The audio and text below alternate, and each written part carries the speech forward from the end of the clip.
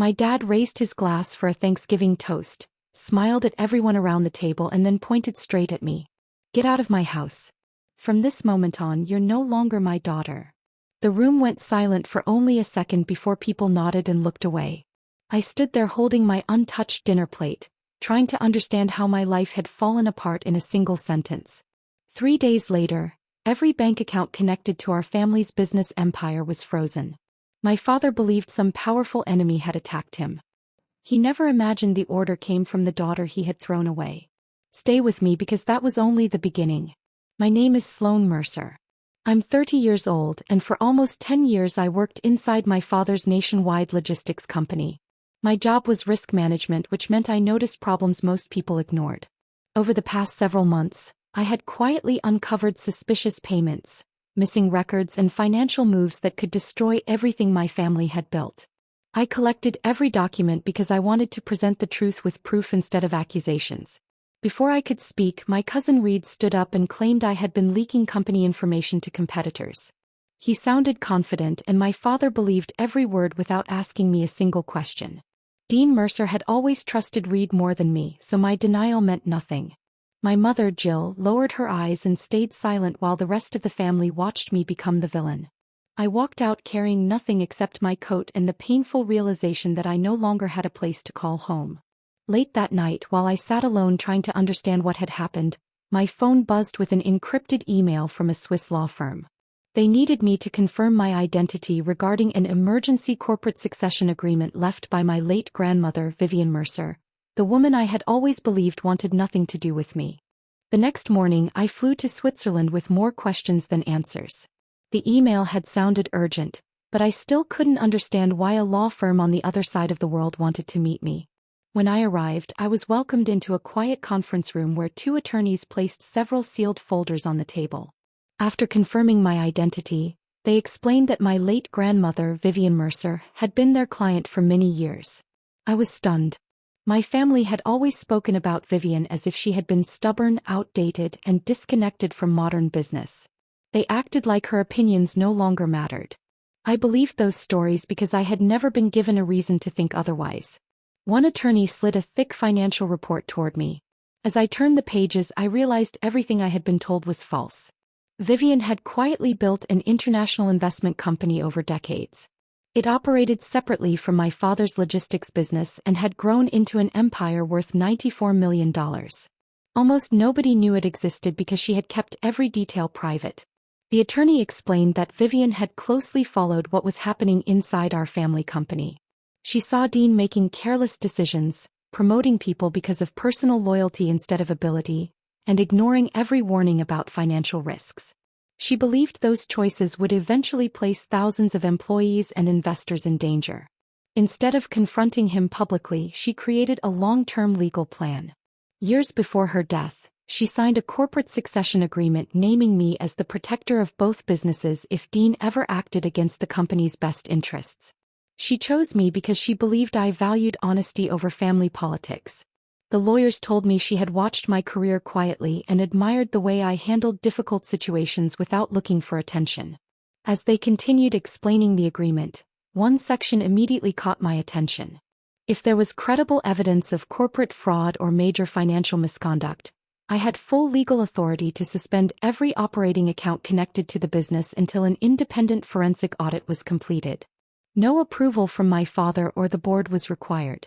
I sat there in complete silence, holding the documents with shaking hands. Less than 24 hours earlier, my family had thrown me out like I meant nothing. Now I was looking at papers proving my grandmother had trusted me with protecting everything they believed they controlled. For the first time since Thanksgiving, I realized I wasn't powerless anymore. I simply had to decide the right moment to act. I could have signed the authorization that same afternoon. The legal power was sitting right in front of me and nobody could have stopped me. But acting too early would only raise questions without exposing the people responsible. I needed proof that would leave no room for excuses. So instead of making my move, I stayed quiet and watched. Working with the law firm's investigators, I gained access to financial reports that had never reached the company's board. Every day revealed another piece of the puzzle. Money was moving through complicated transactions that served no business purpose. Payments were approved within minutes, Invoices appeared without supporting documents, and several new companies had been created only months earlier. On paper they looked like legitimate business partners, but a closer look showed they had no real offices, employees, or operations. One name kept appearing beside every suspicious approval: Reed Mercer. The investigators traced his communications and discovered a transfer schedule planned for the long Thanksgiving weekend. Nearly $28 million was about to leave the company through a network of shell companies. The timing wasn't an accident. With banks operating on limited holiday staff, large transactions were less likely to receive immediate attention. By the time anyone noticed, the money could disappear across multiple countries. As I read the report, everything suddenly made sense. Thanksgiving had never been about family. Reed needed me gone because I was the only executive asking questions about missing funds and unusual contracts.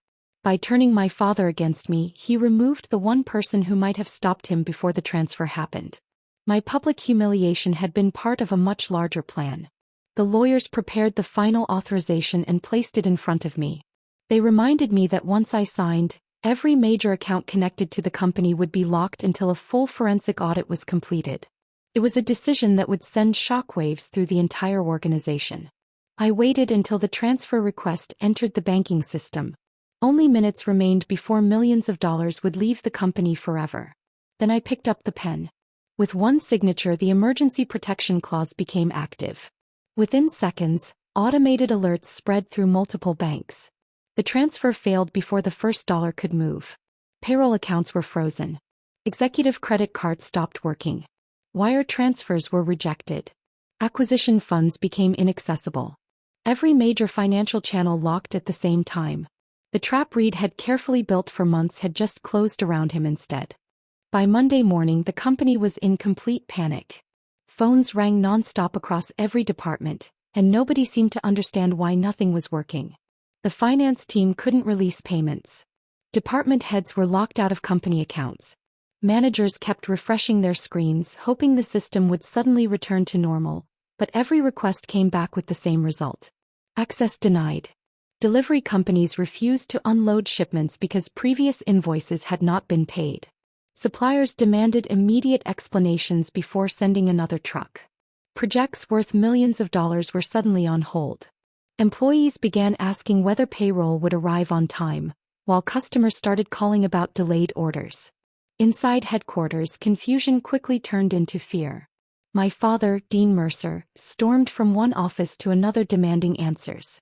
He shouted at company attorneys, accused the banking system of making a terrible mistake, and ordered everyone to fix the problem immediately. No one could. Every financial institution gave him the same response. The accounts had been legally suspended under emergency corporate authority pending a forensic review. Reed refused to accept reality. He insisted the company had been attacked by professional hackers and claimed someone was trying to destroy the Mercer business.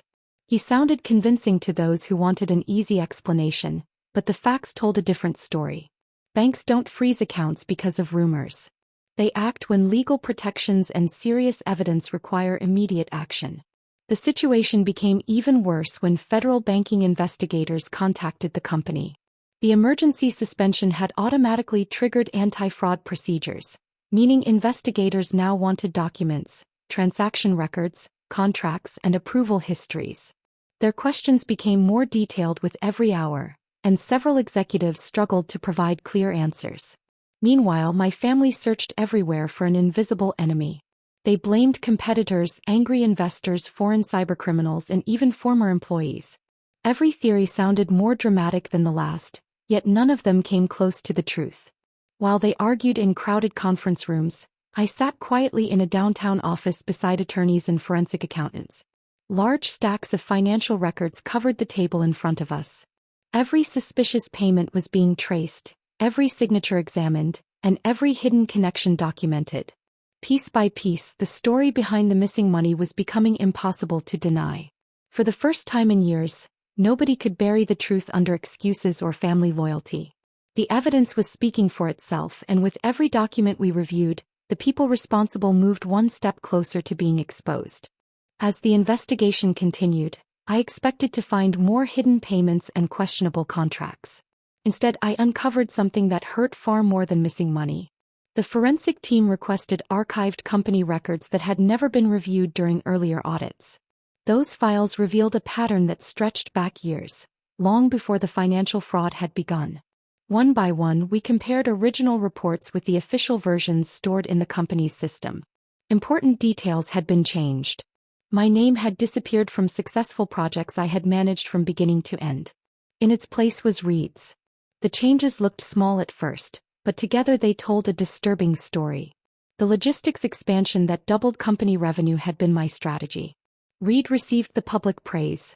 A major transportation contract I negotiated after months of difficult meetings was listed under his leadership.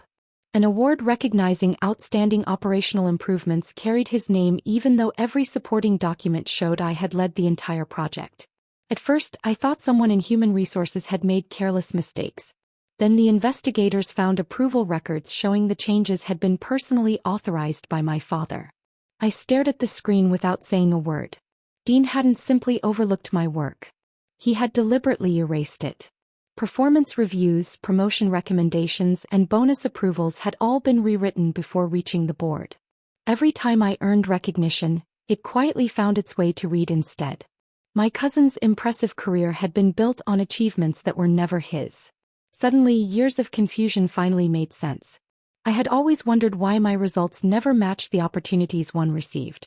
I worked longer hours, solved bigger problems, and accepted the hardest assignments, yet I was constantly told Reed had outperformed me. I questioned myself instead of questioning the system. The investigators believed the changes were intentional because they followed the same pattern every single time. Whenever my work brought success, official records shifted the credit elsewhere. That false history shaped promotions, executive decisions, and even how other employees viewed us. Then I realized something even more painful. Thanksgiving had never been an isolated moment of anger. It was simply the final chapter in a story that had been written for years. My father had spent so long convincing everyone that Reed was the future of the company and I was the problem that, when the accusation came, nobody asked for proof. They accepted the lie because they had been living inside it for years. The financial fraud could be measured in dollars. What they stole from me could never be counted that way. They had tried to erase my work, my reputation, and even my place in my own family. The emergency shareholder meeting was scheduled for Wednesday morning. Rumors had spread throughout the company that a powerful outside investor was about to take control of the business. Directors arrived early, speaking in low voices while reporters gathered outside the building hoping to learn what had caused the financial freeze. No one expected to see me there. When the boardroom doors opened, conversations stopped. I walked in carrying a leather folder that contained Vivian Mercer's original legal documents. I wasn't wearing anything flashy or trying to make a statement. I simply took my seat beside the attorneys who had spent the last several days reviewing every page of my grandmother's estate plan. Dean looked at me with open disbelief. "You don't belong in this meeting," he snapped. "This discussion is for shareholders." Before I could answer, the lead attorney calmly placed several sealed documents in front of every board member. "We'll begin by confirming the current ownership structure," he said. The room grew quiet as everyone opened the files. Each page contained certified legal records, trust agreements, and corporate resolutions signed years earlier by Vivian Mercer. The attorney carefully explained that the investment company Vivian had built operated independently from the logistics business, but under specific conditions it held controlling rights designed to protect both organizations. One condition had now been triggered. He continued reading while another attorney projected the official documents onto a large screen. Every legal requirement had been satisfied. The emergency succession agreement was valid. The forensic investigation had confirmed evidence of suspected corporate fraud.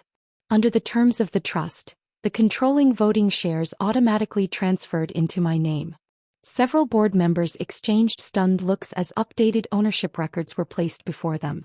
Dean suddenly stood up and slammed his hand against the table. "This meeting is over," he shouted. "My daughter has no authority here. I built this company." The lead attorney waited until the room became still again. Then he looked directly at my father and spoke in a calm, steady voice. "Legally, your daughter now has authority over every major financial decision involving this company." No one said another word. The silence felt heavier than any argument. Reed's face lost all color as he stared at the documents in front of him. He flipped through the pages again and again, searching for a mistake that wasn't there. The career he believed was guaranteed had disappeared in a matter of minutes. Every promotion, every privilege, and every plan for the future depended on power he no longer controlled. I looked around the table at the people who had ignored me for years. Some couldn't meet my eyes. Others seemed shocked that the quiet employee they had underestimated was now leading the meeting. For the first time since Thanksgiving, nobody questioned whether I belonged in that room. The law had already answered that question, and there was nothing anyone could do to change it. The forensic audit continued for several weeks, and every new report uncovered another layer of deception. What had started as a few suspicious transactions became a complete picture of how the company had been manipulated from the inside. The investigators followed every payment, compared years of financial records, and interviewed employees from multiple departments. By the time they finished, there was no room left for doubt. Reed had built an entire network of fake consulting firms that existed only on paper. They issued invoices for services that were never performed, and the company paid them without asking questions. The money was quietly transferred through several accounts before disappearing into businesses connected to people Reed secretly controlled. The audit also revealed that certain vendors had received special contracts after making private payments and expensive gifts. Honest suppliers who refused to participate had slowly been pushed aside, while less qualified companies continued receiving work. The corruption had spread much further than anyone expected. What shocked the board even more was how easily it had all happened. Every major payment required executive approval, yet my father had signed document after document without checking the details. Investigators found email records showing that Dean rarely asked questions whenever Reed requested authorization. He trusted him completely and assumed every recommendation was made in the company's best interest. One board member finally asked my father why he had ignored so many warning signs. Dean couldn't give a real answer. He simply admitted that he never believed Reed would betray him. Those words stayed with me because they explained everything. He had always trusted Reed without proof while doubting me without evidence. That wasn't poor judgment for a single day. It had been his way of thinking for years. Later that afternoon, my mother asked to speak with me privately. She looked exhausted, as though carrying a secret had finally become too heavy to hide. With tears in her eyes, Jill admitted she had known I was telling the truth on many occasions. She remembered conversations where I warned about missing records, unfair promotions, and suspicious financial decisions. She even suspected that some of my work had been credited to Reed. But every time she considered speaking up, she stayed silent because she feared challenging Dean would tear the family apart and damage our public reputation. Her confession hurt more than I expected. I had spent years believing she simply didn't notice what was happening. The truth was much harder to accept. She had noticed. She just chose peace over protecting her daughter. Walking away from that conversation, I finally understood something that had taken me years to see. I wasn't abandoned on Thanksgiving night. That dinner was only the moment when years of quiet betrayal finally became impossible to ignore. Once the forensic audit was officially completed, the board gathered for another meeting. This time nobody argued about the evidence. Every director had received the full report, and every major finding had been verified by independent investigators. The question was no longer whether fraud had happened. The only question left was what needed to be done next. As the controlling shareholder, I presented the board with a list of recommendations. They were not based on anger or revenge. They were based on protecting the company and the people who depended on it. The first vote removed Dean Mercer as Chief Executive Officer.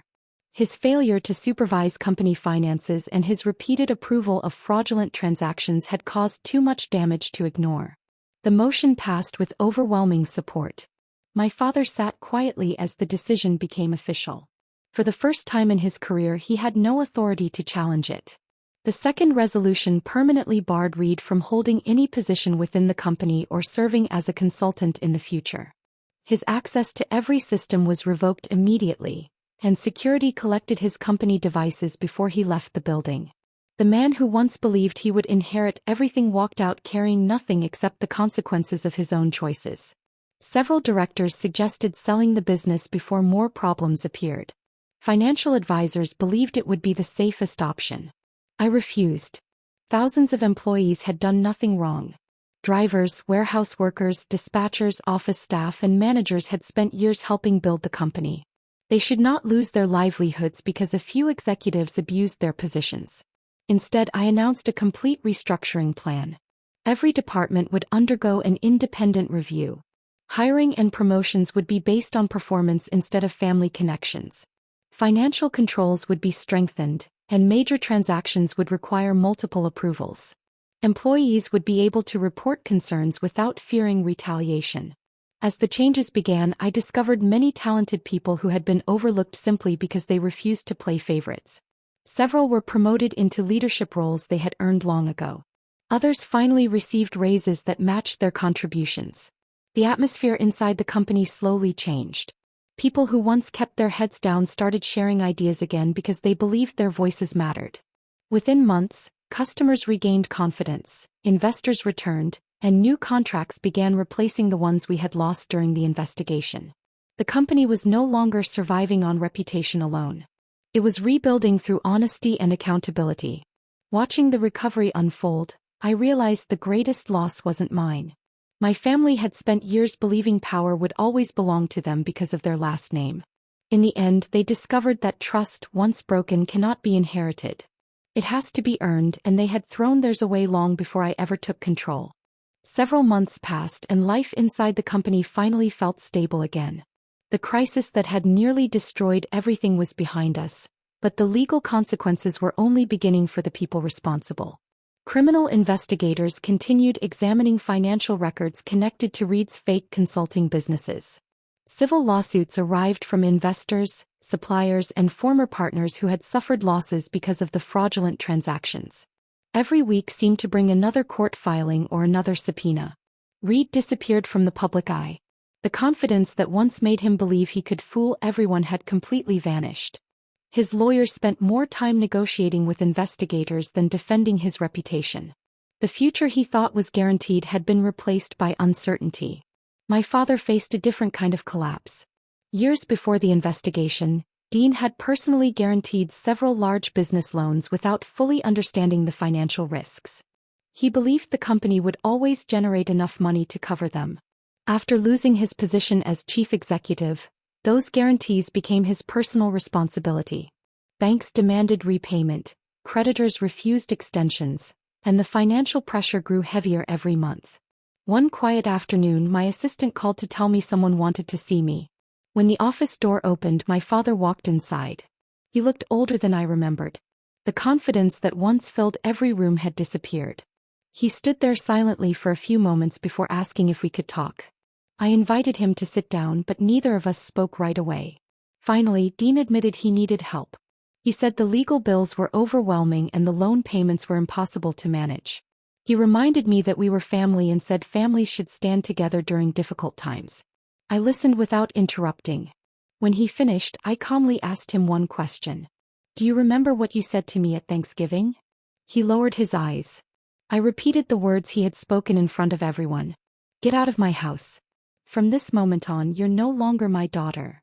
The room became completely silent. I told him that those weren't words spoken in anger during a private argument. They were a decision he made in front of the entire family. He ended our relationship long before I ever made any business decisions. Everything that happened afterward was simply the result of the choices he and Reed had made. I wished him peace and hoped he would find a way to rebuild his life, but I would not rescue the people who had destroyed mine. Dean slowly stood up, nodded once, and walked toward the door without another argument. As it closed behind him, I didn't feel satisfaction or revenge. I simply felt free. For the first time in my life, I understood that protecting my future sometimes meant refusing to carry the weight of someone else's mistakes. A year passed faster than I expected. The company had recovered, the employees felt secure again, and the constant stream of legal meetings had finally slowed. Life no longer revolved around investigations or courtroom updates. For the first time in a long while, I could think about something other than surviving. As Thanksgiving approached, I decided to celebrate in a way I never had before. Instead of looking back at the dinner that changed my life, I focused on creating a new memory. My home was filled with people who had stood beside me when everything seemed to be falling apart. There were co-workers who believed in my honesty before anyone else did, mentors who guided me through impossible decisions, neighbors who checked on me after I left my parents' house, and friends who reminded me that losing one family did not mean losing the chance to build another. The dining table was crowded with homemade food, laughter, and conversations that needed no pretending. Nobody was competing for attention. Nobody was trying to impress anyone. It was peaceful in a way I had never experienced growing up. Before everyone arrived, I had written 2 short handwritten notes. One was addressed to my father. The other was for my mother. I thanked them for teaching me a lesson I never wanted to learn but would never forget. Loyalty, respect, and trust create a family. Blood alone does not.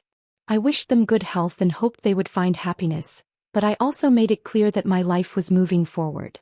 There was no anger in those words. Only acceptance. After sealing the envelopes, I asked a courier to deliver them later that afternoon.